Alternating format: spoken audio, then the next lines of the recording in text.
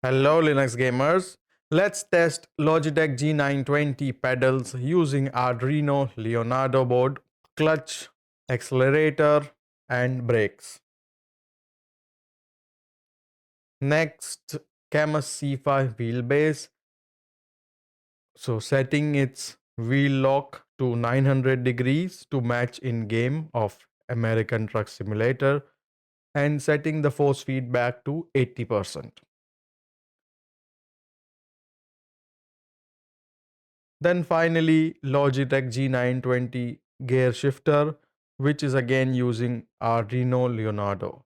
Just testing all the gears. Like, share, and subscribe to my channel to know more about gaming on Linux.